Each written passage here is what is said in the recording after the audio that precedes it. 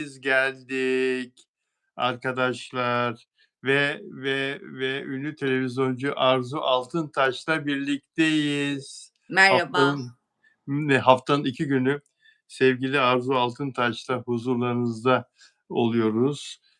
Arzucuğum hoş geldin yayınıma. hoş bulduk.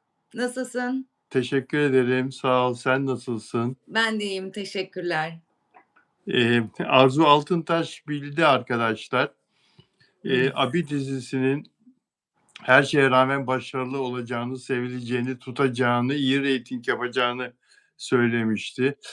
Abi dizisiyle ilgili çok fazla, bir peşin hüküm vardı, eleştiri vardı biliyorsunuz.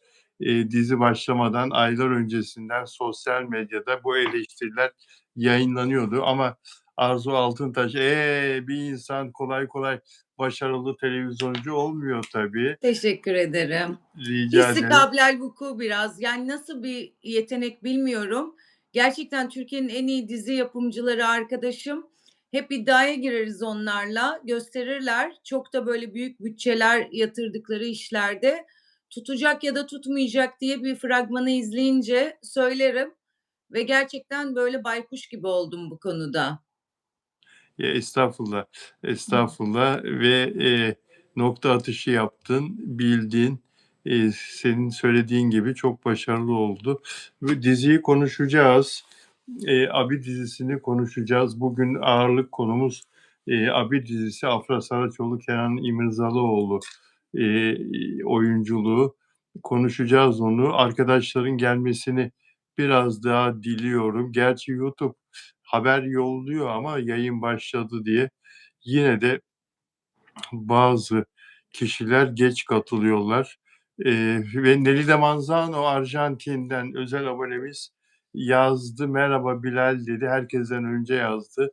"Maestro Bilal" dedi. Çok teşekkür ederim Nelide Manzano, sağ olasın. Moderatörlerimiz yok galiba bugün. Moderatörlerimiz gelirler diye düşünüyorum ve Pınar Altuğ'la başlayalım istersen.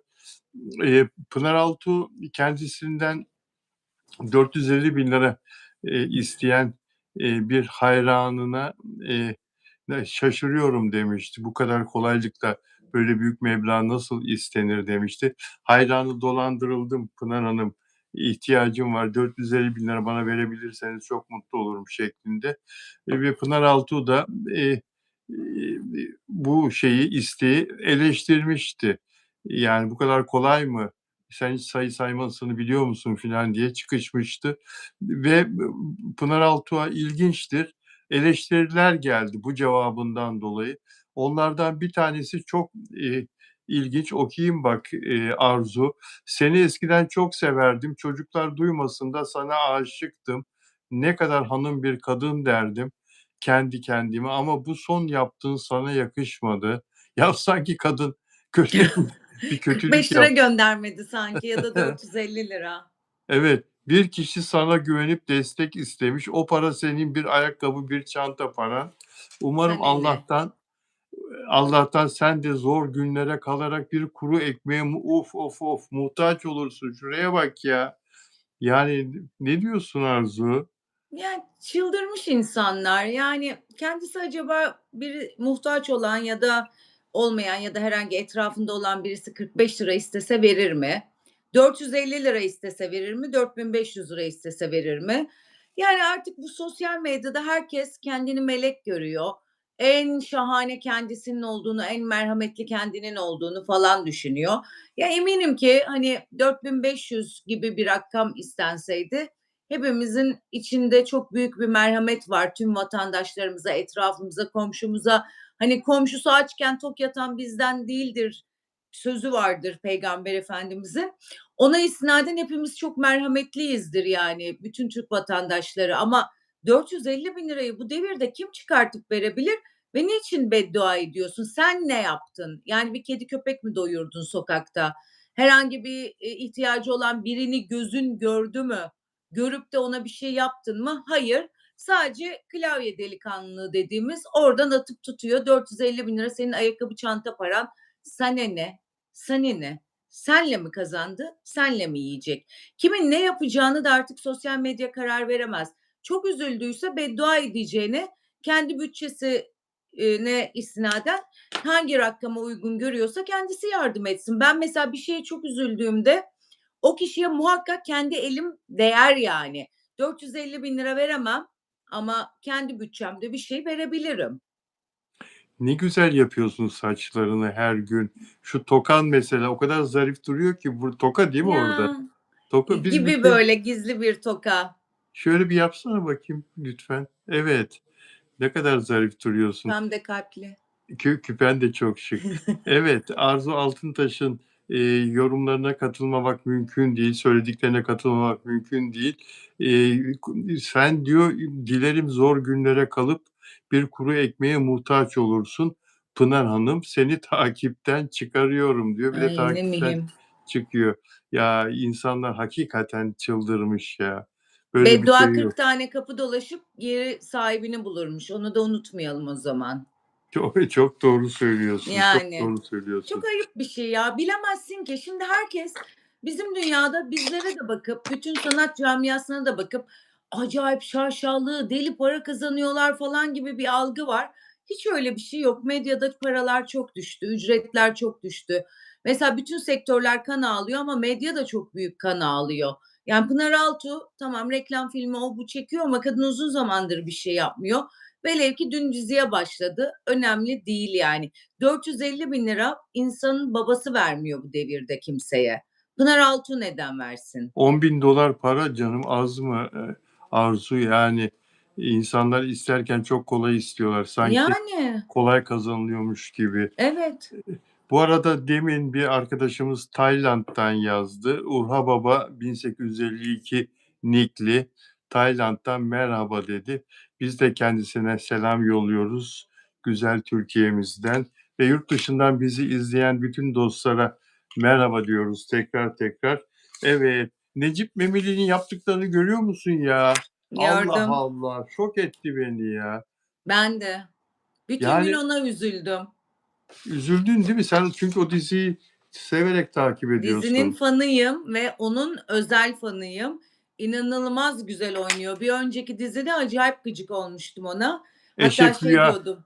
Eşref Rüya'nın sevilen karakter oyuncusu. Ya efsane oynuyor adam. İnanılmaz yüceldi bu dizide. Hani niye ben şimdi önce yalandır sandım. Sonra hesabına girdim.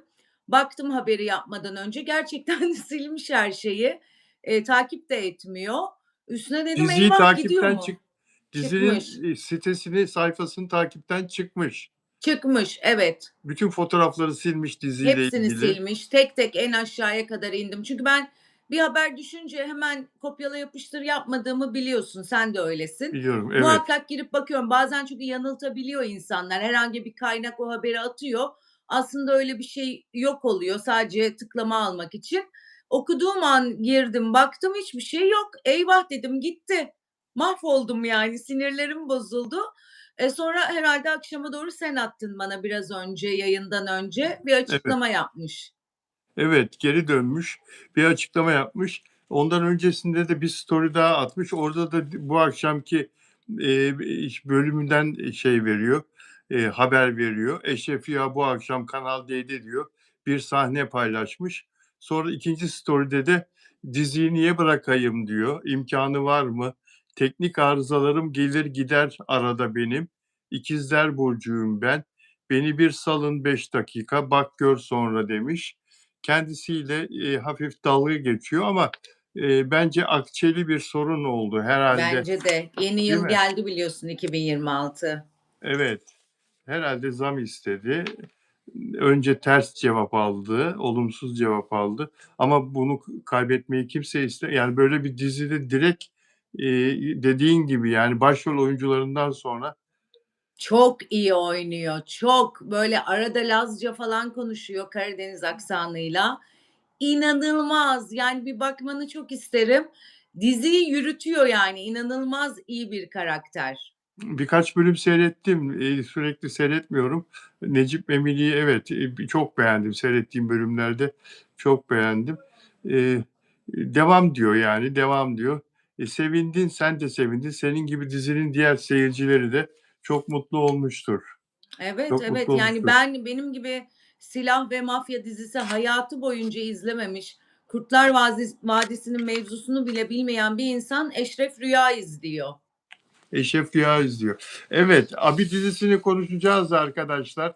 Ancak şöyle bir önceden reyting başarısını bir hatırlatalım. Abi dizisi kolay kolay arkadaşlar yeni başlayan bir dizi 10 civarında reyting alamaz. Kolay kolay alamaz. Yani bu çok efsane oyuncular, çok efsane bir senarist filan yönetmen kadrosu olması lazım ki böyle bir şey gerçekleşsin. 4-5 reytingle başlar. Baba diziler bile sonra yükselir. 15'e kadar çıkar. 981 totalle başladı. Düşünebiliyor musunuz dün akşamki bölüm? A İnanılmaz.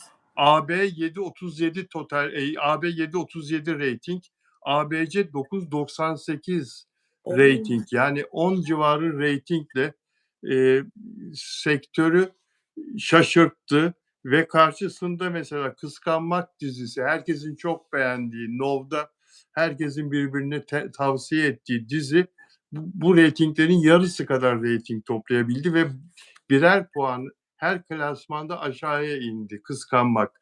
Bu Kıskanmak'ın dünkü bölümü kötü olduğu için değil, karşısında çok güçlü bir dizi başladığı için diğer dizileri söylemiyorum bile Salı dizilerini. Rüya vardı. Ben de Rüya, o Rüya izleyicisiyim. Kıskanmağı izlemiyorum. Çok sıktı beni ona. Ben Rüya'yı izledim, sonra izledim. sonra izlenir. Rüya da 2 civarında, 2,5-2,8 filan. Evet, muhtemelen bitirecekler. Yazık, yazık. Evet. Yani biraz sonra Abi dizisiyle ilgili, oyuncularla ilgili, Afra ve Kenan'la canlandırdıkları karakterlerle ilgili, aralarındaki kıvılcımlaşmayla ilgili konuşacağız ve sevgili Arzu'ya soracağım.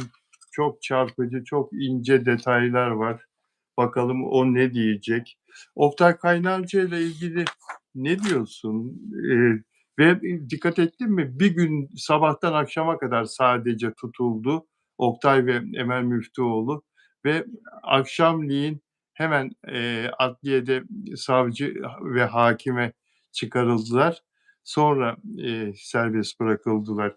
Yani çok kısa sürdü işlemleri. Evet, çok Mesela Selen enteresan. Bazılarının 3 gün.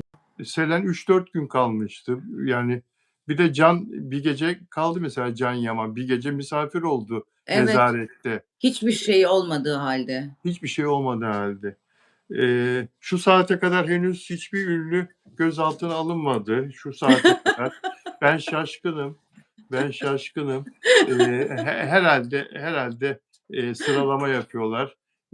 Ünlüler de rahatlamasınlar, pijamalarını falan giymesinler, hazır beklesinler. Ay, Hazır gülüyorum, beklesinler. yanlış anlaşılmasın, sinirden gülüyorum yani. Hakikaten çok, komik yani, gerçekten öyle. Bugün alınmadı. Ben de hep ara bugün çok yoğundum, biri tutuklandım, artık gündemimiz bu. Sürekli tutuklandı, gözaltına alındı, haberler. Hep ara baktım bir şeyi kaçırmayayım diye, hiçbir şey yok. Saat 6'ya doğru, 5.30-6'ya doğru biraz rahatladım. Dedim bir şey olmayacak herhâlde. Bir şey olmayacak diye rahatladım diyor Arzu Altıntaş. Belki yarın sabah erken saatlerde operasyon devam eder. Bazen de öyle yapıyorlar. Hem gece baskını oluyor hem de sabaha karşı da baskın oluyor. Keşke Bu gece. efendim bar basabilirler. Bar basabilirler. Geçen akşam bar Evet. Oktay basmışlardı. Kaynarca eee karakola gidip imza verecek değil mi? O şartla. Ya, yok yurt dışı çıkış yasağı. Yurt dışı Öyle çıkış yazıyor. yasağı. Evet. Yurt Evet. dışı çıkış yasağıyla Evet. serbest bırakıldı ve kendisinden çok emin. Yani yasaklı maddeyle ilgili hiç kullanmadım zaten diyor.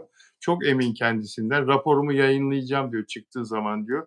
Ama Oktay Kaynarca'nın yurt dışı yasağı bence şeyden eee $100.000 aldım dedi ya bu Murat Gül Evet. İbrahimoğlu'ndan. İstanbul Büyükşehir Belediyesi soruşturmasında tutuklama kararı çıkarıldı hakkında ve firari adam ve o dosyayla ilgili çok suçlamalar var bu kişi hakkında. Yani devleti dolandırmaktan, dünyanın parasını üzerine geçirmekten filan falan ve yasaklı madde kullanmaktan hem de kullandırmaktan uçağında, evinde bir sürü iddialar var. Ve senin bugün bana üzerinde durduğun, bahsettiğin Rabia Karaca bu işin içinde bir kadın, genç bir kadın ve anlatsana ne olur. Yani, aslında, hani, hepimizin çok aşina olmadığımız isimler ya da çok az duyduğumuz isimler ama, işte, kimmiş diye girip bakıyoruz. Baktığımızda görüyoruz, işte, demiş, "Beni bu yola düşürenlerden şikâyetçi olacağım." demiş. Ya, Olmuş da galiba. Gerçekten, yani, ben sadece olayın böyle masum genç kızları ya da bir şeye hevesli genç kızları, işte, atıyorum bir ayakkabıya, bir çantaya, bir uçağa, işte, o uçağa binmek için kendi hayatlarından vazgeçen, o parıltılı hayatlar için birtakım şeylerden ödün veren genç kızlar için çok üzgünüm. Bu da onlardan birisi gibi görünüyor. Hiç tanımıyorum, hiç bilmiyorum. Sadece haberlerden duydum ve kimmiş diye girip baktım. Yani o kadar çok var ki artık, yani herhâlde 5.000 tane influencer falan var yani. Hepsini de takip edemiyoruz. Çok üzüldüm. Yani anlattıkları, işte, diyor, bir adamın evinde, işte, diyor, "Ben," diyor, "meyve tabağı sundum." diyor, "Meyve hazırladım." diyor. Bugün basına bir görüntüler servis edildi. İşte, iç çamaşırı ya da bikiniyle bir hanımefendi oynuyor. Yani, tabii insanlar, hani, fantezi dünyalarında ve özelinde birçok şey yapabilirler. Bu bizi hiç ilgilendirmez. Özel hayata müdahaledir bu. Hiç umurum değil. Ama işin içinde gerçekten o dünyada olmak istemeyen genç kızlar varsa o zaman benim yüreğim çok acıyor ve çok üzülüyorum. Ya da bir şeylere özenerek o dünyaya, işte, o jete binmek için, o evde, o villalarda, o yalılarda olmak için oraya düşen genç kızlar varsa bence devletin de polisin de, bu aşamada çok daha üstüne gidip gerçekten bu düşmüş kızları kurtarmaları gerekiyor. Ben hiçbir zaman atıyorum bir ayakkabı için, bir çanta için, o jete binmek için hiçbir şey umrunda olmayan kadınlara üzülmüyorum. Çünkü evet. bazısının gözü karadır ve hedefleri çok ileridedir. Onlara üzülmem ama gerçekten istemeyerek o dünyaya düşen insanlara çok üzülüyorum ve gerçekten çok üzüldüm bu kızcağıza. Evet, bu Murat Gül İbrahimoğlu, paranın da havadan gelen paranın da gücüyle kendisine çok büyük imkânlar verilmiş. İstanbul Büyükşehir Belediyesi'nin işleriyle ilgili, günde 50.000.000 lira mesela kazanıyormuş bir toprak dökme alanındaki işleri bu yaptığı için. Gerçekten mi? Evet, yani çok büyük deli paralar. Kumarda 5 dakikada 200.000 dolar kaybetmiş. Rabia Karaca bu kız onun yanındaymış Kıbrıs'ta. 5 dakikada 200.000 dolar. Yani 5 dakikada 9 milyon lira kaybetmiş. Tabii bu havadan gelen paralar. Kim bilir nasıl imkanlar verildi buna. Taş kış kırma işi, çöp dökme işi, şey dökme işi, işte moloz dökme işi filan hep bu adamdaymış ve müthiş müthiş deli paralar kazanıp kumarda, yasaklı maddeyle, kadınlara vererek filan, eee, yaşayan bir insan.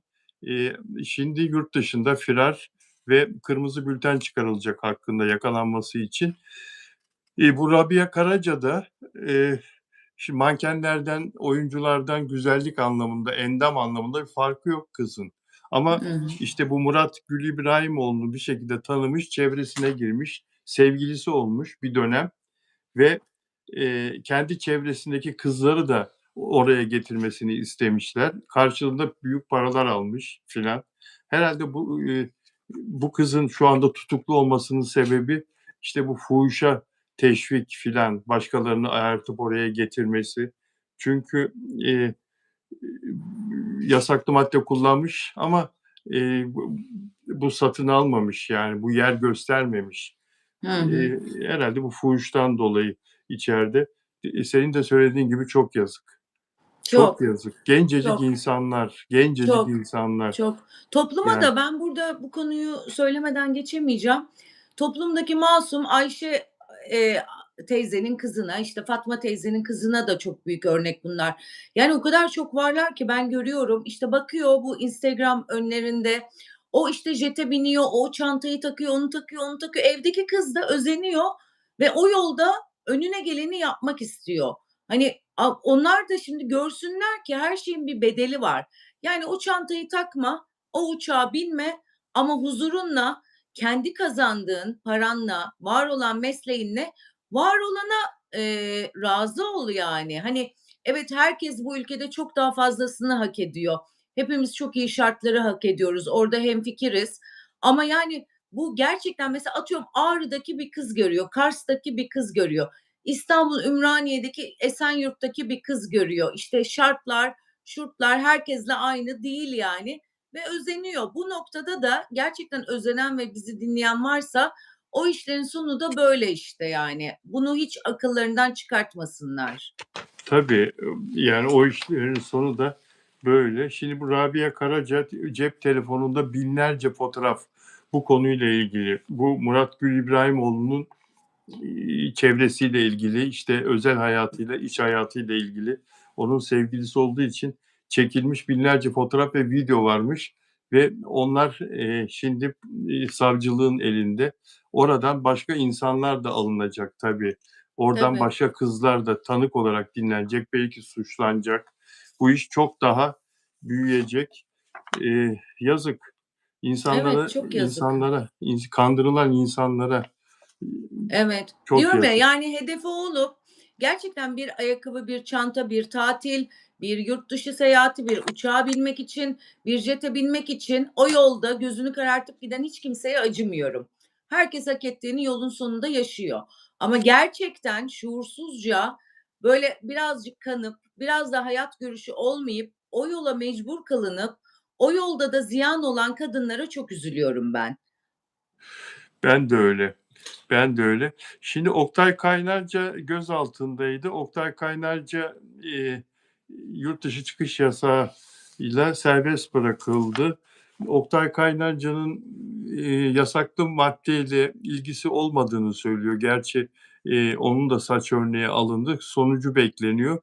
100.000 dolar almış bu Murat Gül İbrahimoğlu'ndan. Onunla bir iş ilişkisine başlamış Oktay Kaynarca. Şöyle ki bu adamın aynı zamanda inşaatları varmış. Oktay Kaynarca'ya ulaşmışlar. Biz demişler bir reklam filmi çektirmek istiyoruz. Size oynamanızı istiyoruz. Oktay da önden 100.000 dolar tanıtım filmi için bir almış. Hımm. Prodüksiyonu da kendi yapacak demek ki. Çekimleri de kendi yapacak. Ancak sonra bu iş iptal edilmiş. İş yapılmamış ve o 100.000 doları geri iade ettim diyor Oktay Kaynarca. Bir iş yapmadım ben bu adamla diyor. Dolayısıyla bundan dolayı herhalde yurt dışına çıkış yasağını koydular. Daha derinlemesine incelemek için Oktay'ın bu adamla ilgili bilgisi var mı, yakınlığı var mı şeklinde herhalde araştıracaklar ama ben zannetmiyorum. Oktay Kaynarca akıllı adamdır. Ben de sanmıyorum. Oktay, şimdi bir kere bu Çok akıllı, tarz çok insanlar evet. hep ünlülerle iş yapmak isterler. En Tabii, popülerlerden bravo, biriyle yapmak ister. bravo. Gerçekten de böyle bir teklif götürmüştür Oktay Kaynarca'yla. Kimle yapmak istersin? İşte kendi profiline uygun Oktay Kaynarca diye düşünmüştür. Onunla yapmak istemiştir. Bir de Oktay Kaynarca acayip çevresi geniş bir insan. Çok. Yani o çevresinden dolayı o zaman günde 7/24 karakola gitmesi lazım. Bunu nereden tanıyorsun, onu nereden tanıyorsun, bunu nereden tanıyorsun diye. Çünkü adam herkesi tanıyor ve herkes de çok seviyor ve tanıyor. Bu kadar şöhreti varken, çok hatırı sayılır da bir serveti varken 100.000 dolar için, hani, kendini riske atacağını hiç düşünmüyorum. Akıllı adamdır da yani. Gelmiştir teklif. Çok. Herkese gelebilir, alır kaporasını. İş olmayınca ya kapora yanar ya da geri iade edilir. Oradaki şartlara bağlı, anlaşma şartlarına. Tabii, tabii. Oktay Kaynarca bir de kendi işini kendi yönetir. Vardır mutlaka ekibinde yardımcısı, menajeri, şuyu buyu filan ama her programı izler, kendisiyle ilgili konuşulanları filan not eder, arar, sorar. Eğer aleyhte bir şey varsa, birisi onunla ilgili bir şey uydurduysa müdahale eder. Yani Evet, düzelttirir, onu düzelttirir. İşin üzerinde bu kadar titiz olan bir insan Eee, bile bile kendisini ateşe atmaz. Hiçbir şekilde bir suça ben Oktay Kaynarca'nın karışacağını zannetmiyorum. Onu ben çok de. çok iyi tanıdığım için de çünkü milliyetçi, vatansever gerçekten öyle bir insan. Yani öyle bir şeyden, kirli işlerden, eee, Ama İhtiyacı yok ki. ama şöyle, ihtiyaç yok tabii. Şöyle, yani, insanlar uyduruyorlar. O da buradaydı, o da geldi, o da vardı, işte, o da onun arkadaşıydı filan diye, karalıyorlar. Ne bileyim ben, Evet. işte, bir şeyler anlatıyorlar. Bir de o zamanki şartlarda firari olan ya da, işte, hükümlü olan ya da geçmişi karanlık bir adamdan almamış ki galiba. O zamanlar hiçbir sıkıntı yokmuş konuştuğu Doğru. şirketle ve şahısla. Herkes alır yani, herkes yapar öyle bir teklif geldiğinde. Sonrasında da böyle olunca o da şaşırmıştır diye düşünüyorum. Evet, evet. Aynen öyle ama bak, açıklamalarını beğendim. Hem içerideyken, gözaltındayken bir açıklama yaptı. "Başım dik, alnım ak." diye. Evet, çok Bugün emin. evet, çok emin. O çok güzel oldu. Gözaltındaki ilk saatlerinde o açıklamayı yapması, ve bugün yine uzun bir açıklama yaptı. Yani kendisini sevenleri ve kamuoyunu bilgilendirmek amacıyla. Eee, Yani orada da zaten onları okuyunca da bir de bu seviyeye gelen bir ünlü, yani arkasında böyle bir 25 sene bırakmış ve halkın teveccühüyle bir kanalın, en tepedeki yüzü olmuş. ATV gibi Evet. bir kanalın en tepe, en üst seviyedeki yüzü olmayı başarmış. Bu tırnaklarıyla kazıyarak yaptı. Ya bunu deli mi bunu çöpe atsın? Bu Yani. deli olması lazım bir insanın bunu çöpe atması için. Gözünün dönmüş olması lazım. Yani Paraysa var zaten asla, parası. ben asla Oktay Kaynarca'nın bu işlerle bir ilgisi olduğunu tıpkı senin gibi düşünmüyorum. Ben de 15 sene falan oynadı galiba, bir şeyde, o oynadığı dizide. Yani inanılmaz bir rakam. Hayatı boyunca Tabii, tabii. çalışmasa o para yeter ona yani. Tabii, tabii, tabii, tabii. Tabii. İnci Taneleri dizisi şimdi nihayet başlıyor. 3. sezonuna uzun süre ara vermişti. Eee, Yılmaz Erdoğan'ın hem başrol oyuncusu hem senaristi Yılmaz Erdoğan'ın, sinema filmi çekmesi sebebiyle organize işlerin yeni, versiyonunu çekmesi nedeniyle 8 aydır bekleniyordu sevenleri tarafından. Kanal D de bekliyordu. Hadi ne zaman Yılmaz, hadi ne zaman Yılmaz diye. Nihayet 29 Ocak Perşembe günü başlıyor. Bu ülkeye gelmiş en önemli televizyon adamlarından biridir Yılmaz Erdoğan. Tıpkı Okan Bayülgen gibi, işte, tıpkı diğer yetenekli birkaç, eee, oyuncu, yapımcı, yönetmen gibi. Eee, Adam kurt. Ben diyor halka nasıl tokat atarım, nasıl halkı silkelerim, şöyle bir ben geliyorum, inci taneleri geliyor derim. Bu ülkenin en önemli seslerinden biri kim? Ebru Gündeş. Ebru Gündeş'e bir şarkı yazayım, birisi bestelesin. Ebru Gündeş de yeni bölümde söylesin, bununla girelim biz tekrar yayına diye. Sence peki bu, faydalı olur mu? Diziyi aynı Abi'nin yaptığı gibi "Neredeydin İnci Taneleri?" diye millet 10 reytingle karşılar mı? Yani İnci Taneleri, benim ilgimi çekmeyen bir diziydi. Başta bir bakmaya çalıştım. Dayanamadım, çok bakamadım ama dönem dönem hep ne oluyor, ne bitiyor Gel, kontrol ettim. gel, Ebru Gündeş faktörü gel, olur mu? Ya, o dakika olur, şarkısının yayınlandığı gel, dakika olur. gel. Başka türlü olmaz diye düşünüyorum. Bu arada Ebru Gündeş'in maestrosu, müzik adamı Çağlar Kocatepe hemen yan dairemde benim. Öyle mi? Yayından sonra gidip bir dinleyeceğim. Mutlaka Çağlar yapmıştır aranjesini. Çünkü Ebru mümkünatı yok başkasına yaptırmaz. Bir dinleyeceğim. Sadece o dakika, dinleyici izler ve, cevap verir reyting olarak ama akabinde Ebru Gündeş'in diziye bir artısı olacağını düşünmüyorum. Halk sevdi mi? Sevdi. İşte pavyon gördük yani o kızcağız hep oynadı, oynamadan sahneleri vesaire hep yayınlandı. Benim çok ilgimi çekmedi. Çok böyle pavyon kadının hayatını da hiç merak etmedim hayatımda.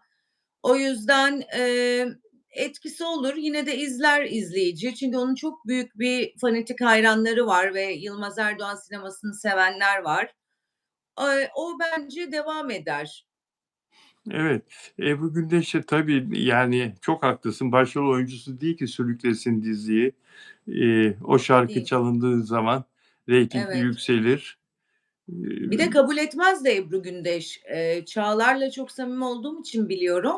Mümkünatı yok. Nasıl, kabul etmiş çok merak ettim. yani, eee, Yılmaz Erdoğan da tabii önemli bir insan olduğu için, Evet. kırmak istememiş olabilir. Mutlaka beşeri münasebetten dolayıdır. Yoksa Bravo. ne Yoksa teklifler gidiyor, neler neler. Ya, artık biliyorsun konserleri bile sayılı alıyor Ebru Gündeş. tabii, Hani, tabii, çoğu tabii. zaman canı çıkmak istemiyor ve çıkmıyor yani. Tabii, tabii. Para filan umurunda değil. Evet, Para umurunda değil. Hele bu son yaşadığı olaydan sonra şok oldu, yani, bu boşanma olayı onun için şok oldu. Ağustos'un sonuna doğru ikinci yarısında kocası, sabaha karşı evden alınıyor polisler tarafından. Düşünsene adam yataktan çıkıyor evet, ve kapıya gidiyor. Polisler gelmiş almaya. Kocasını iş adamı olarak biliyor o güne kadar. Silah, ticareti yapıyor. Dubai'den dünyanın her yerine silah ticareti yapan bir adam olarak biliyor kocasını.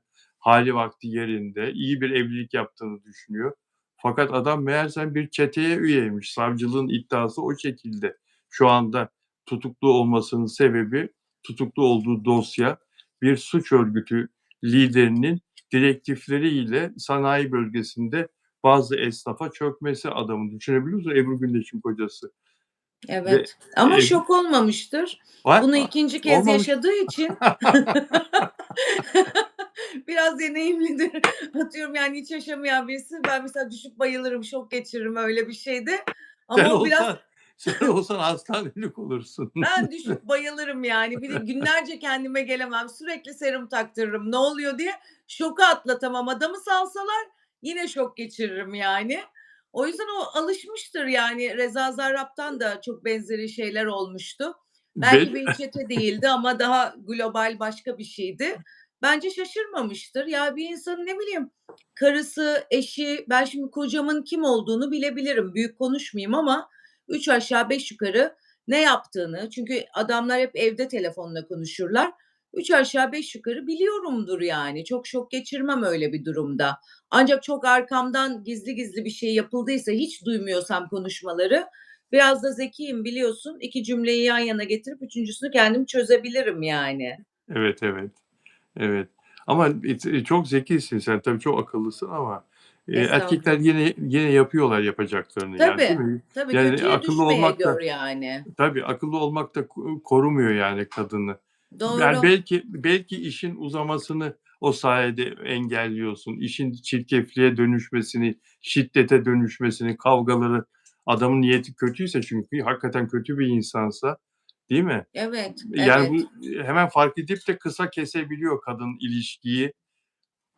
Fakat maalesef, özellikle cahil kesimde kadın kurtulduğunu zannediyor ama her gün görüyoruz ne evet. cinayetler, ne şiddet olayları kadınlara karşı. Kapanmayan yaramız, görmekten çok sıkıldık, çok bıktık. Artık gerçekten ruhumuz yaralandı. Yani bir kadının daha öldürüldüğünü vesaire görmek istemiyorum ben. İstemiyorum yani. Nasıl şimdi operasyon yapıyorlar, ünlülere fuhuş, işte yasaklı madde vesaire. Bu adamlara da yapsınlar ya. Tek tek alsınlar bunları, süründürsünler içeride. Ya dün daha hakime savcı vurdu. Ya, Adliyede yani. olacak şey değil ya. Evet. Yine bir kadın şiddeti, yine bir kadın şiddeti yapan savcı, hakim yaralı, hükümlü çaycı kurtarıyor. Hani ne yaşıyoruz biz bilmiyorum yani. Evet, maalesef, maalesef. Zihni Gökte'ye geçmiş olsun. Geçmiş olsun. Ya, ne kadar enteresan bir, olay yaşamış adamcağız.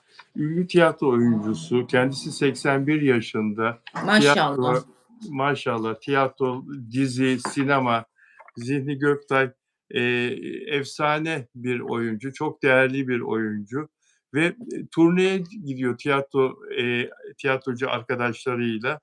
Mola verdikleri yerde düşüyor. Yaşlı olduğu için kemikler zayıf, kalçası kırılıyor. Fakat farkında değil kalçasının kırıldığının. Farkında değil. Kalçası ağrıyor ama geçer diyor. Gidecekleri şehre gidiyorlar. Tiyatro oynama saati geliyor. Arkadaşları diyor ki ya istersen sen yani bir oynama bunu nasıl bir şey yapalım yani bu erteleyelim filan. Yok diyor ben oturarak oynayacağım diyor. Bana bir sandalye bulun. Oturarak oyunu baştan sona kadar sürdürüyor ve sonra MR'ını çekiyorlar. Kalçası kırık. Adam kırık kalçayla oyunu oynuyor, tiyatroyu oynuyor. Ameliyat ediyorlar. Çok şükür ameliyat iyi geçiyor ama Bin şükür. düşünebiliyor musun? Yani bu nasıl sahne aşkı, nasıl bir sanat aşkı? Profesyonellik değil mi? Ne kadar? Yani e, Bambaşka onlar ya. Eski bambaşka. nesil bambaşka, inanılmaz yani. Çok Ve hiç evet, kendilerine değer vermemişler. Hala da vermiyorlar.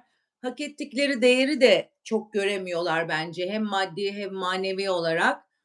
Çok üzücü ama tabii ki hepimizde sonsuz bir saygı var. Geçmişten gelen Zihni Göktay gibi büyüklerimize. evet, Sadece saygı var. Belki bu da, hani, biz de yanılıyor olabiliriz. Saygı da çok önemli bir şey. Bir çok. toplumun sana çok büyük saygı duyması da aslında birçok şeyi cevabı olabiliyor, yaptıklarının ederi olabiliyor. O yüzden tez vakitte inşallah şifalansın, iyileşsin ama o yaşlarda kalça kırığı biraz zor iyileşiyor, onu biliyorum. O yaşlarda 80, 81, 75 o yaşlarda kalça kırığı zor iyileşiyor dedi Arzu. Çok Evet, haklı. çok zor Çok iyileşiyor. haklı ve o yaşlarda kalça kırığı maalesef vücudun direncini azaltıyor ve eğer iyi takip edilmezse, iyi tedavi olmazsa hastane ortamında çoklu organ yetmezliğine kadar götürüyor insanı. Evet, Hayattan evet, koparıyor kalça kırığıyla başlayan bu evet. rahatsızlık. Fakat Ajda Pekkan, sevgili Arzu, 1946 doğumlu, 80 oldu mu ya? 80. 80. 80, 80. Şimdi 80'iz. Şimdi 80 Ajda. Allah sağlık versin. Biliyorsun Amin. bundan 4 sene evvel kalçası kırıldı, evde düştü ve 3 ay sonra sahneye çıktı. Amazon. Ya böyle bir şey var mı? 3 ay sonra Evet. sahneye çıktı yani. Evet, evet, inanılmaz ama ben Ajda Hanım'ın biliyorum, Amerika'dan çok özel vitaminleri vesaireler geliyor, özel mineraller falan. Bence hayatı boyunca, yani, çok uzun yıllardır o mineralleri ve destekleri kullandığı için yaşına göre çok daha iyi duruyor. Beni Serdar Savaş aradı Ajda Pekkan düştüğünde. Sevgili doktor Serdar Savaş bana Arzu tanıştırdı. Dostlar Serdar Savaş'ı ve ben şu anda hayattaysam Arzu'ya borçluyum. Ay, Sonra estağfurullah. Serdar Savaş'a borçluyum. Bende çok önemli bir araz yakaladı Serdar Savaş. Evet, Hiçbir doktorun fark edemeyeceği. Arzu sayesinde tanıdım Serdar Hoca'yı. Serdar Savaş dedi ki Bilal dedi Ajda Hanım düşmüş kalçasını kırmış. Bilal Bey. Bilal Bey dedi. Ondan sonra kendisine ulaşabilirseniz benim belki bir faydam dokunabilir dedi. Ben de menajerine not bıraktım. O dönemki menajerine. Değişti daha sonra menajeri. Sonra Serdar Savaş tedavi etmiş kendisini ve iyileşmesinde Serdar Hoca'nın çok büyük katkısı oldu mutlaka.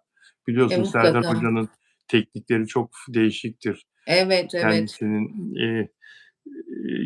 Çok Gentest, kliniğinin kurucusu, sahibi Serdar Savaş. Çok değerli bir doktor. Ve Ajda Pekkan'ı tekrar 3 ay dedim ama 2,5 ay sonra Kıbrıs'ta sahnesi vardı ve çıktı gitti, konserini verdi. 2,5 saat sahnede kaldı kalça kırığıyla. maşallah, inanılmaz yani, inanılmaz. Evet, inanılmaz değil mi? Yani o yaşta biz şimdi bu yaşta düşsek Allah korusun kırsak düzelmemiz 6 ay yani. Allah korusun. Allah. Ya Blok 3'ü gördün mü? Blok 3'ü geçtiğimiz günlerde de bayağı eleştirdik Demet Akalın'la giriştiği polemikten dolayı. Senden çok büyük, çok tecrübeli bir sanatçı, daha saygılı olmalısın diye. Blok 3 babasının özlemini, rüyasını yerine getiriyor. Babası hep dermiş ya şu marka bir cibim olsun, çok istiyorum Evet, dermiş. Galiba o Volvo galiba. Ben öyle evet, fark evet. ettim. Volvo Ben de değil mi? öyle gördüm. Volvo Jeep, ve babasının o isteğini sürpriz yaparak yerine getiriyor. Gidiyor 10 milyon lira veriyor. O Jeep'i alıyor. Gebzeli bu çocuklar, bu aile. Kocaeli'nin Gebze ilçesine götürüyor arabayı. Karlar altında Gebze bu arada. O videodan gördük. Bir gece vakti götürüyor. Önceki gece babasına sürpriz yapıyor. Arabayı teslim ediyor. Adam çok mutlu oluyor. Yani, helal olsun değil mi? Rapçi filan diye böyle hani küçümserler ama bunlar Yani deli olur. helal olsun tabii ki de ama ne bileyim ben hiç anlamıyorum. Bunların bir menajeri, bir medya, basın danışmanı vardır muhakkak ama yani yeni nesilde çok acayip oldu bu şeyler. Yani önceden nasıl olurdu? Ünlünün, aldığı haberi yapılırdı. Gazeteciler ne aldı diye peşinde koşarlardı. Hani keşke göstermeseydi. Bana çok abartı geldi. Sakil geldi. Çok hoşuma gitmedi görüntüler. Evet, çok güzel bir şey babasına bir araba alması, çok kutsal bir şey ama yani uzaktan da çekebilirdi, babasının neşesini çekebilirdi. Biz zaten haberin peşinden giderdik. Ne aldı, ne aldı diye biz patlatırdık haberi. 2 tane galeriyi arasak ne aldığını anlardık ve zaten çıkardı ortaya. Yani ben biraz tabii dün geldi aklıma, bir adamcağız vefat etti. Arabada kira ödeyemediği için arabada yaşıyordu. O geldi aklıma. Hani toplum gerçekten şu anda birazcık sıkışık. Herkesin biraz imkânları dar. Bu kadar göze sokmaya gerek var mıydı? Ama daha önceki hareketlerini de düşünüyorum. İşte çok özel büyük bir jiple konser alanına gitti. 20 tane koruma, çelik yelekler vesaire. Genç nesil biraz bunları seviyor ama benden onlara tavsiye, basın danışmanlarına ve menajerlerine. Tamam, haberin yapılması çok güzel, babasının sevincini yapabilirlerdi ama keşke arabayı göstermeselerdi. Benim için çok sakil durdu. Ama şimdi diyeceksin hiç göstermeyen olmadı mı? Gösteren olmadı mı? Oldu. Bunların kavga ettikleri ablaları, abileri, onlar bunlar, onlar da gösterdiler. Biraz sakil duruyor benim için. Saçma duruyor. Yani sen ne düşündün bilmiyorum ama tabii o çocuklar için, hani, çok büyük yokluktan gelmişler herhâlde. Babalarına öyle bir hediye almaları çok büyük onur ve gurur kaynağı. Belki de, hani, onu düşünerek yayınlamıştır ama benim için çok pozitif bir görüntü değildi. Bu çocuk şimdi 24 yaşında. Bundan 4 yıl evvel 20 yaşındayken bir kafede asgari ücretle çalışıyordu Blok 3. Ve, o sene bir şarkı denemesi yaptı. Hiçbir geri dönüş alamadı. Sonra bir tane daha yaptı. Yine öyle istediği gibi geri dönüş alamadı.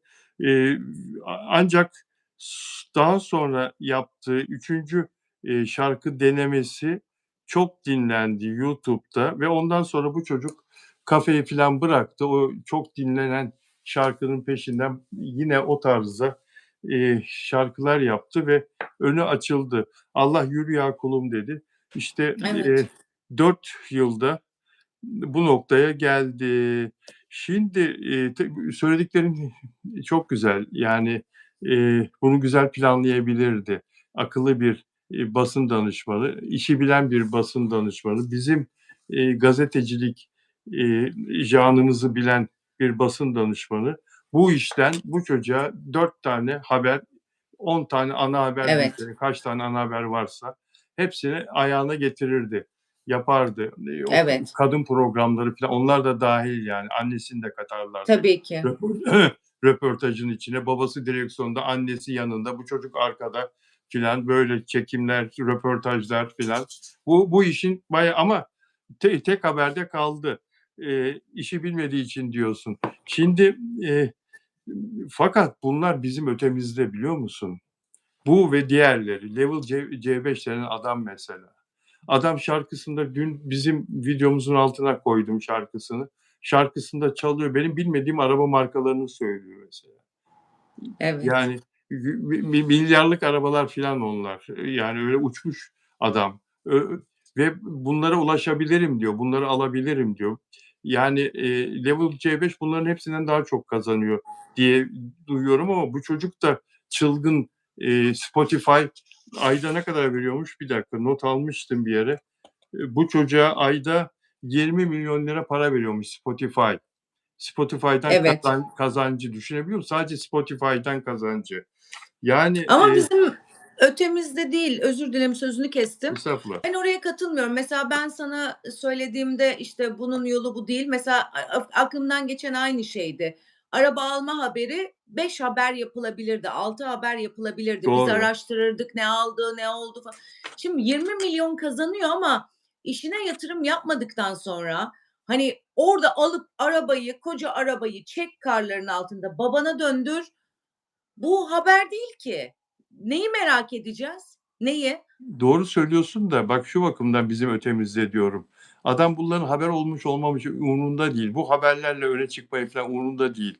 Bunlar o kadar hızlı şarkı üretiyor ki, o Hı kadar hı. hızlı üretim yapıyorlar ki, yani eskiden bir albüm çıkarırlardı, 2 senede bir albüm çıkarırlardı, 2 senede 16 şarkı bir albümde Evet, filan yürürdü. yürürdü. Ama bunlar öyle değil. Bunlar isterlerse ayda bir şarkı çıkarabiliyorlar. Peş peşe, peş peşe, peş peşe. Yaptıkları iş dışarıdan da kolay gözüküyor, ürettikleri şarkı. Diyorsun ki işte ya, hatırlar mısın bilmiyorum. O Ses Türkiye'de bundan 10 sene evvel bir rapçi bir adam katılmıştı. İyi yüzlü bir, aile babası. Ondan sonra adam orada finaldi galiba o gün. Orada şarkı yazıyordu ya. Orada yazıyordu Hımm. sözlerini. Hatırlıyor musun? Orada Evet, yazıyordu. Orkestraya diyordu ki şu tondan çalacaksın diyordu. Orkestra çalıyordu. Bu başlıyordu. O şarkıyı orada yazdı, stüdyoda yazdı. Yani bunların üretimleri müthiş hızlı. Yani tabii ki, biraz da altyapıyla da oynuyorlar, şey yapıyorlar. Dolayısıyla çok da hızlı para aktığı için, parayı da çok kazandıkları için eskiden, böyle tıklanarak para kazanma filan yoktu. Fiziki tabii. olarak albüm satacak, fiziki olarak o albüm kaset satacak, ondan sonra paralar gelecek, bankaya yatacak filan. Uzundu paranın gelmesi, dönmesi. Şimdi öyle değil ki. Şimdi sabahleyin kalkıyorsun, kaç izlenmişim YouTube'da, dün ne kadar yollamış bana YouTube, yollayacak bana YouTube, ne kadar geçmiş bana, Spotify'dan ne kadar geçiyor bana para. Bugün Spotify'dan dün 500 bin lira kazanmışım. Allah bin bereket versin filan artık bunlar. Evet, Anlatabiliyor evet. muyum? O yüzden diyorum yani bizim ötemizdeler. Evet, evet. Ben o şeyde İMÇ'deydim, Hakan Peker'le çalışıyordum. Hakan Peker, Burak Kutu ve Özlem'in soyadı neydi? Unuttum. Özlem Tekin. Özlem Tekin'i çıkartmıştı. Senin dediğin gibi banka yok, bir şey yok. Çuvalla para geliyordu şirkete. Satışlar, o albüm satışları çuvalla. Hatta Burak Vallahi. Kut'u aramıştık o zaman. O kadar çok çuval ki hani 2-3 çuval kalmıştı. Adama o kadar çok para gelmiş. "Öf!" dedi. "Atın ya, ne yapıyorsanız yapın." dedi. "İstemiyorum." falan dedi. Yani adam geliyordu şoförü, para alıyordu, götürüyordu. Alıyordu, götürüyordu. Öyle bir sistemden şimdi sabah kalkıyor, oradan ne gelmiş, buradan ne gelmiş online görüyor bütün paraları. Evet, para kazanmak da bunlar için bu kadar kolay olduğu için ve bu kadar yoğun kazandıkları için de yani basın tarafını çok düşündüklerini zannetmiyorum. Evet, olabilir, doğru. Reymen Hiçbir şeyi umursamıyorlar ki. Tabii. Reymen'i hatırlatıyorum sana. Reymen ilk çıktığında bunların ilk bu tarzın habercisi Reymen'di hatırlıyorsun. Evet, evet, İlk Reymen ilk çıktığında deli para, deli arabalar bir anda, deli paralar filan. Ya bu adam hep bot filan diyorduk. Bu uydurma diyorduk. Bu böyle paralar nasıl kazanılır filan. Reymen gazetecilere yumruk atıyordu. Üzerlerine yürüyordu. Hatırlıyor musun bir ara? hatırlıyorum. Akif'i dövmüştü. Akif'ti değil mi o dayak yiyen? Evet, Akif Akif'i Yaman. Akif Yaman daha hiç o zaman Akif bu kadar öne çıkmamıştı muhabir olarak. Ama Akif'in ilk ismini duyması insanların bu Reymen'in onun üzerine gelip haksız bir şekilde çocuğu dövmesiyle ortaya çıkmıştır Reymen. O kadar fütursuz, umursamaz. Ne yazarsa yazsın gazeteler. Fakat yani bu Blok 3'ü karalamak için söylemiyorum bunları tabii. Yani, Tabii, aferin, çalışıyor, kazanıyor. Ben de beğenerek hangi şarkıydı Şebnem hep soruyorum. Ben de beğenerek dinliyorum şarkılarını. Beğenerek dinliyorum. Arabada açıyorum Blok 3'ü, dinliyorum. evet. Kusura bakma Hımm. şarkısı mesela, Kusura Bakma şarkısı. Git de var, git. Git de var, Git de güzel şarkı. Sevgili Arzu, seninle sohbete doyum olmuyor. Seninle de öyle. Ben de Level C5'i seviyorum. Ben de seviyorum Level Çok C5'i. güldürüyor beni. Ha, güldürüyor diyor. Neşemi bu. Ne zaman moralim bozuk olsa Level C5 açıyorum. Evet, evet. Yani klasik pop, şimdi klasik pop lafı da biraz ağır olur. Normal Türk pop müziği tabii ki herkes tarafından dinleniyor, beğeniliyor filan ama bu gençlerin yaptığı işler de güzel yani. Evet, Güzel. evet. Yalnız adam sahnede Level C5 lütfen zayıflasın. O göbeği möbeği hiç güzel durmuyor sahnede. İnanılmaz kilo aldı farkında mısın? Ve daracık Çok, tişörtler giyiyor. çok. Yani ne yapıyorsa yapsın bir an önce zayıflasın. O Koreli abiye benziyor. Kore'de var Evet, ya, çok doğru. Evet. dünyaca ünlü Kore'de. Gangnam Style. Evet, evet, ona benzedi. Ona Evet. benzedi. Bu arada Dilek Şenyurt burada özel abonem. Dilek, okuyorum ama o kadar yoğun ki gündemimiz, paylaştıklarını okuyorum, yorumlarını okuyorum. Ama seninle konuşamıyorum. Yorumların üzerinde sohbet edemiyoruz. Caner geldi, moderatörüm Caner burada. Caner aynı zamanda özel abonem. Caner burada. Peki, Nelide Birisi Manzano Arzu Arjantin. abla Türk erkeği kilolu ve kel olur demiş. Caner 1907 Fenerbahçe FB. Caner, evet. Nelide Manzano Arjantin'den yayın başlarken bize bir merhaba demişti özel abonem. Delfina Dimasio Şili'den özel abonem. Delfino'yu göremedik ve siz değerli takipçilerimiz, değerli izleyenlerimiz, hadi Abi dizisini. Bu arada Afra Saraçoğlu ve Mert Ramazan Demir'le ilgili Onur Akay'ın bugünkü yazısı ve televizyon programında katıldığı YouTube programında söylediklerini, yarın Onur Akay konuğum arkadaşlar. Onur Akay'la konuşacağım. Onur Akay'la kendisine bizzat soracağım. Kendisinden dinleyeceğim. Yarın o konuyu konuşacağız. Afra Saraçoğlu ve Mert Ramazan Demir'in ayrılmış olduklarını Onur Akay iddia etti. Hem yazı yazdı hem de bugün YouTube programında katıldığı Pelinçini'nin YouTube programında konuştu. Onu Onur Akay'la konuşalım, olur mu arkadaşlar? Yarın e, o konuyu Onur'a sormak istiyorum. Peki, sevgili Arzu, senin dediğin oldu ve Abi dizisi reytingleri salladı. Abi dizisi çok beğenildi, çok izlendi. E, Afra Saraçoğlu'nu nasıl buldun? Kenan İmirzalıoğlu'nu nasıl buldun? Oyunculuklarını nasıl buldun? Onu sormak istiyorum Kenan öncelikle. her zamanki gibi çok iyiydi. Afra da öyleydi. Yalnız Kenan çok kara kara çıkmamış mı? Hatta bugün bir espri görmüştüm. Bir şey vardı. Arap bilmem ne sahnesi vardı ya çok komik. Unuttum şimdi. O adam hamama gidiyor. Hamamdan çıkınca siyahi adam bir anda bembeyaz oluyor. Onun esprisini yapmışlar sosyal medyada.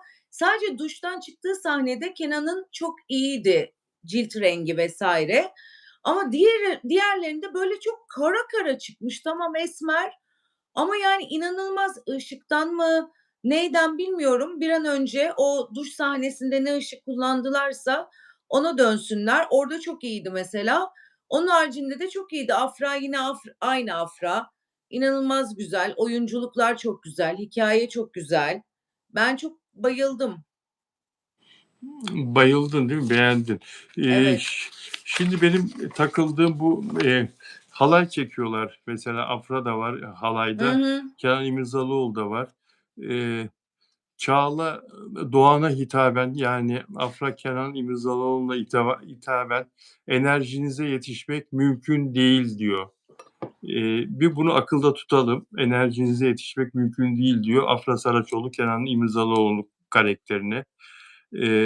Ondan sonra Afra Saraçoğlu'nun bir kız arkadaşı var. Onu yemeğe götüren. Evet. Kenan İmirzalıoğlu yan masada. Olgun erkek severiz, sarar sarmalar repliği. Kenan İmirzalıoğlu'na bakarak o kız arkadaşının, Afra'nın kız arkadaşının söylediği. Bak fena değil ha. Baksana. Olgun erkek severiz kızım. Sarar sarmalar diyor. Ve Kenan İmirzalıoğlu karakterinin halasının söylediği "Erkeğin yaşı olmaz."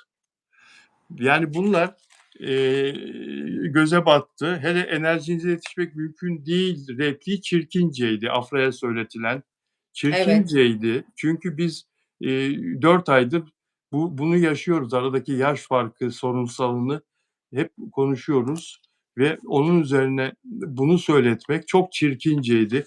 Hiç yakıştıramadım ben. Yani Kenan'la Afra'nın oynadığı bir dizinin senaryosunda böyle bir cümleyi duymayı hiç yakıştıramadım. Biz bu kadar enayi değiliz. Yani bize ne anlatmak istiyorsunuz? Açıkça öpüştürün ya birinci bölümden. Yani açıkça size kim hayır diyebilir?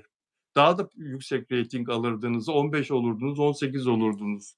Yani böyle çirkin akıl oyunlarına hiç gerek yok. biraz Sayın konuşulsun diyedir. Çünkü ama artık yani Twitter ve ben çok rahatsız Instagram. oldum. İrite hakikaten rahatsız oldum. Yaş konusunda. Yaş Ben o konusu kadar yani Kenan olmadım. İmirzalıoğlu zaten kendisine güvenmese çıkıp orada oynamaz ki. Babasının Evet, rolünü oynardı o zaman. Kendisinin yerine evet, genç bir insan, Mert Ramazan Demir'i koyarlardı Kenan'ın yerine. evet, Kendisi de babasının rolünü oynardı. Babası da rolü de fena değil babasının rolü Kenan İmirzalıoğlu'nun.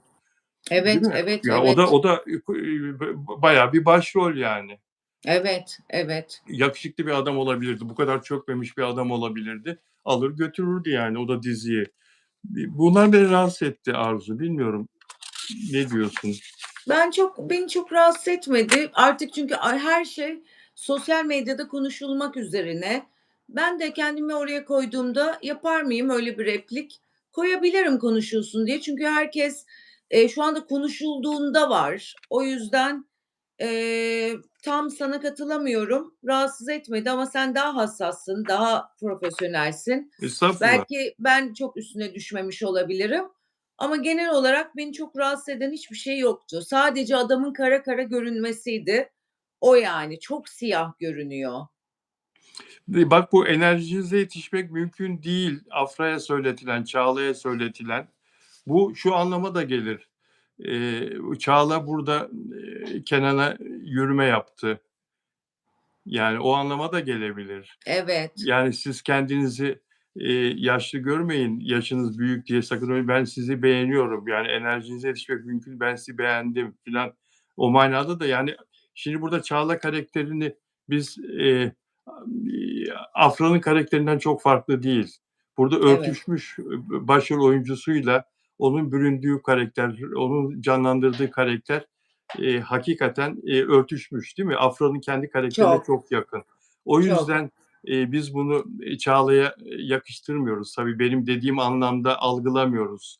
Yürüyor anlamında algılamıyoruz. Algılamadık da zaten ama, Hı hı. öyle de algılanabilir aslında. Adama yürüdü yani o lafı söylemekte de diyen olursa hayır diyemezsin. O Tabii, yüzden de tabii, çirkinceydi tabii. diyorum. Başka bir şey daha söyleyeceğim ve senin, eee, yorumunu merak ediyorum. Halef Köklerin Çağrısı dizisini izledin mi? Çok az bakabildim. Hiç benlik değil. Ara ara mühim mevzular var mı, bir şey, hani, haber konusu olur mu diye bakıyorum. Benlik değil. Tamam. Abi dizisinin hikâyesi, Halef Köklerin Çağrısı dizisinin hikâyesiyle çok benzeş. O kadar benzeş ki, o kadar benziyor ki. Yani orada da ailenin oğlu aileden uzakta, bu Doktor. Güneydoğu'da bir aşiret bunlar biliyorsun. Evet. Ailenin oğlu cerrah doktor İstanbul'da, Hı eee, hı. ve Güneydoğu'ya eve geliyor. Yani o şeye Evet, geliyor, konağa geliyor. Orada da 2 düşman aile var. Burada da çok benzer bir konu evet, var. Sadece Halep'te konu Güneydoğu Anadolu'da geçiyor. Burada, abide İstanbul'da geçiyor. Eee, hikâyeler çok benziyor. Yani acaba Halef'ten mi, Halef dizisinin hikâyesini mi biraz alıp değiştirdiler de, daha modernize edip de böyle abi dizisi. Yani Gülseren Budayıcıoğlu bana samimi gelmiyor ya. Gülseren Budayıcıoğlu'nun hikâyesi diyorlar. Gece beraber izlediler hep bütün oyuncular biliyorsun evet diziyi, gördüm. 1. bölümü. Biz evlerimizde izledik. Onlar hep beraber OGM'nin bir organizasyonunda izlediler. Gülseren Budayıcıoğlu da oradaydı. O da dizinin hikâye sahibi ya. OGM'nin ortağı biliyorsun. Evet. Bana Gülseren Budayıcıoğlu'nun hikaye yazdığı filan hikaye ya. Hikaye. Bunlar hikaye. Bana da Hakikaten öyle geliyor. bana hiç öyle gelmiyor. Yani Evet. Ben de o pek inanasım gelmiyor. yok ya. Yani Sen Çal Kapımı dizisini o yazmıştı güya. Öyle değiştiriliyordu ki yani senarist evine giderken telefon alıyordu. Senaryoyu hemen Evet. değiştiriyordu. Hemen değiştiriyordu. Yapımcı arıyordu. Hemen de hikaye o kadar değişmez ya. Kaç Evet, kere evet, değiştirdiler? Kaç kere evet. değiştirdiler? Bu arada ben bugün X platformunda senin bahsettiğin mevzuyla ilgili Halep ve Abi'nin bir benzemesiyle ilgili inanılmaz fazla tweet okudum. Herkes bunu eleştirmiş. Öyle mi? İnsanlar Evet, evet. dikkatli.